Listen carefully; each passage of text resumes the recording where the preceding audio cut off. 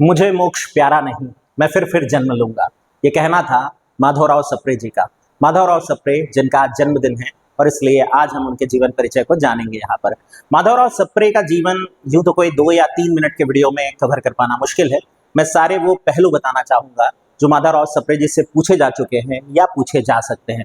बहुत ध्यान से सुनिएगा। मेरा नाम शेखर है, मैं नॉलेज हब संचालित करता हूँ रायगढ़ छत्तीसगढ़ में, आपके अपने प्रदेश छत्तीसगढ़ में। तो हम आते हैं और जानने का प्रयास करते हैं माधवराव सप्रे जी के जीवन के बारे में। इस कहानी की शुरुआत होती है 19 जून 1871 जब माधवराव सप्रे जी का जन्म हुआ मध्य प्रदेश में पथरिया नामक एक गांव में, जो कि मध्य प्रदेश के एक जिले दमोह का हिस्सा है। और वहां जन्म लेने के बाद उनकी शिक्षा का जो दौर चला वो छत्तीसगढ़ से जुड़ता है और इस तरह वो छत्तीसगढ़ के बन जाते हैं। मराठी परिवार में जरूर जन्म हुआ पर पूरी सेवा उन्होंने छत्तीसगढ़ की, हिंदी की। मराठी भाषी होने के बाद भी हिंदी के ऐसे सेवक बिरले ही दिखाई देते हैं जैसे माधवराव सप्रे जी रहे। तो ये सफर शुरू हुआ बिलासपुर में मिडिल स्कूल की शिक्षा पूरी की, रायपुर में उन्होंने मैट्रिक की जो पढ़ाई है वो पूरी की। 1899 में कलकत्ता विश्वविद्यालय से स्नातक की उपाधि भी हासिल की और फिर तहसीलदार के रूप में कार्य भी करने लगे ब्रिटिश सरकार के अधीन। पर उनकी लड़ाई ये नहीं थी, उनकी लड़ाई सामान्य जीवन जीने की नहीं थी, उनकी लड़ाई आम लोगों की तरह बस 9 to 5 जॉब करने और अपना परिवार पालने की नहीं थी। उन्हें हिंदी की सेवा करनी थी, समाज की सेवा करनी थी। नतीजा उन्होंने पत्रकारिता की राह चुनी और छत्तीसगढ़ को दिया पहला समाचार पत्र साल 1900। छत्तीसगढ़ मित्र ये है पहला समाचार पत्र छत्तीसगढ़ में प्रकाशित होने वाला, जिसकी देन कही जा सकती है माधवराव सप्रे जी की। पिंडरा जैसी एक छोटी सी जगह जो अब खुद जिले का दर्जा प्राप्त कर चुका है, कभी बिलासपुर का हिस्सा रहा पिंडरा, वहां से हुआ करता था छत्तीसगढ़ की पहली पत्रिका छत्तीसगढ़ मित्र का संपादक हुआ करते थे खुद माधवराव सप्रे और उनके मित्र रामराव चिंचोलकर जी। आप इस पत्रिका के इस पहले पृष्ठ को देखेंगे तो आप रामराव चिंचोलकर जी का नाम पहले देखते हैं। ये माधवराव सप्रे जी का बड़प्पन कहिए या उनकी समझ कहिए, जैसा भी आप कहना चाहें, पर उन्होंने अपना नाम बाद में रखना स्वीकार किया। प्रोप्राइटर के रूप में आप एक और नाम देखते हैं वामन बलिराम लाखे जी, जो उनके अभिन्न मित्र रहे, वो मित्र जो जीवन भर उनका मार्गदर्शन करता रहा, उनका साथ निभाता रहा।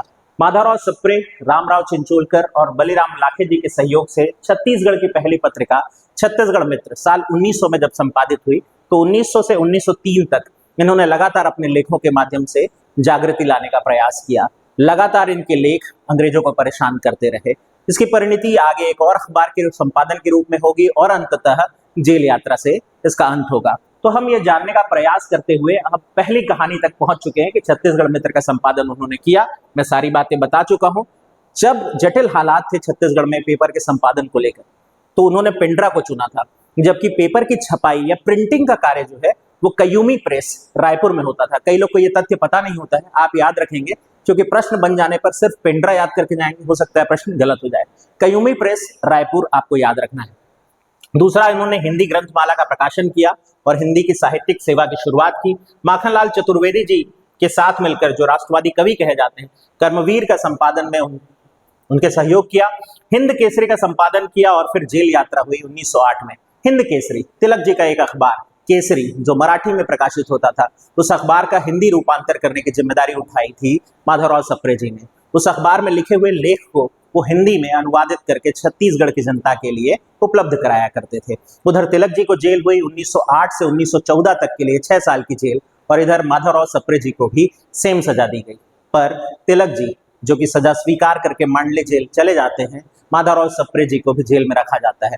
पर पारिवारिक दबाव में आने के कारण माधवराव सप्रे एक माफीनामा लिखते हैं और अंग्रेज उन्हें माफ करते हुए सजा से मुक्त करते हैं। ये बात छत्तीसगढ़ की जनता को रास नहीं आती है। वो जनता जो उनके लेखों को पढ़ती थी और उन्हें सर आंखों पर बैठाती थी, वही जनता उनके अखबार की कतरन, उनके अखबार के पुलिंदे बनाकर उसे जलाने लगी। और ये माधवराव सप्रे को तोड़ने के लिए काफी था। माधवराव सप्रे जी बिलासपुर छोड़ते हैं और रायपुर को अपना कर्म क्षेत्र बनाते हैं।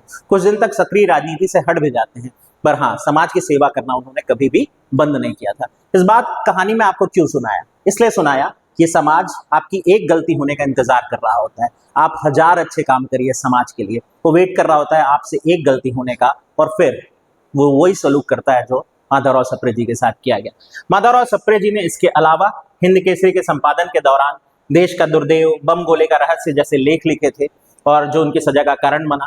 दासबोध, जो कि एक बहुत प्रतिष्ठित किताब है, उसका मराठी से हिंदी रूपांतर किया। यदि आप जान रहे होंगे तो दासबोध शिवाजी के गुरु कहे जाने वाले समर्थ गुरु रामदास जी की रचना है, उसका अनुवाद किया। महाभारत की मीमांसा उन्होंने लिखी हिंदी अनुवाद करते हुए। एकनाथ चरित्र जो मराठी में बहुत प्रसिद्ध संत हुए एकनाथ जी, उनका चरित्र व्याख्यान जैसे ग्रंथों का अनुवाद करने के लिए भी माधवराव सप्रे जी जाने गए। यदि शिक्षा क्षेत्र में उनके योगदान की बात करें तो यह भी अछूता नहीं रहा। साल था 1911 और जानकी देवी कन्याशाला की स्थापना, जो कि रायपुर का पहला कन्याशाला था, उसकी स्थापना का श्रेय भी जाता है माधवराव सप्रे जी को। फिर दौर आया असहयोग आंदोलन का। 1920 राष्ट्रीय शिक्षा को लेकर प्रयास किए जा रहे थे और रायपुर में जरूरत महसूस हुई कि एक राष्ट्रीय विद्यालय खोला जाए।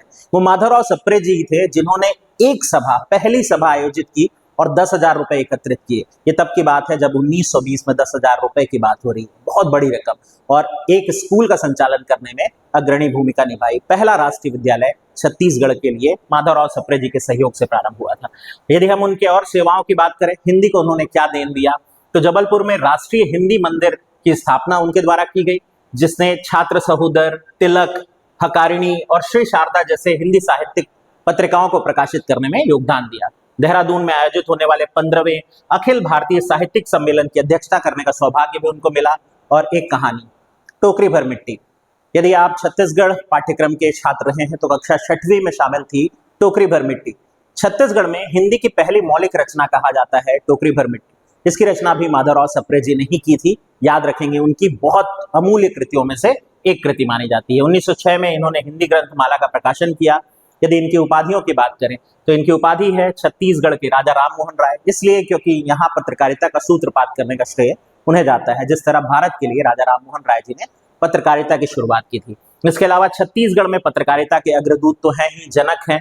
माखनलाल चतुर्वेदी जी ने इन्हें अपना साहित्यिक गुरु भी माना था। इतनी सारी उपाधियां आप माधवराव सप्रे जी से जान सकते हैं। माधवराव सप्रे जी की कहानी टोकरी भर मिट्टी का चित्र यहाँ आप देख रहे हैं, और माधवराव सप्रे जी की शॉर्ट स्टोरीज, उनकी कहानियों का संग्रह देवी प्रसाद वर्मा जी ने प्रकाशित किया था। ये क्वेश्चन भी आ चुका है, इस पर भी थोड़ी नजर रखेंगे। तो ये सारी चीजें जो थी वो थी आपके लिए माधवराव सप्रे जी के जीवन से जुड़ी हुई गाथाएं। माधवराव सप्रे जी का जीवन उतार चढ़ाव भरा रहा, और उनकी वो पंक्ति, मुझे मोक्ष प्यारा नहीं, मैं फिर जन्म लूंगा। माधवराव सप्रे आजादी तो नहीं देख सके, पर हाँ, शायद वो जन्म लेकर अभी देश की सेवा फिर भी कर रहे होंगे। तो याद करते हुए उनको यहाँ इस वीडियो को अंत करते हैं। ध्यान से सुनने के लिए आपका धन्यवाद। और एक आग्रह, कृपया ये एक शेयर का बटन होता है वो दबा दिया करें, लाइक का बटन दबाएं, और भी किसी महापुरुष के बारे में जानने की इच्छा हो तो नीचे कमेंट जरूर किया करें। मुझे आपके कमेंट्स पढ़ने में बहुत आनंद आता है। Thank you. मिलते हैं आपसे।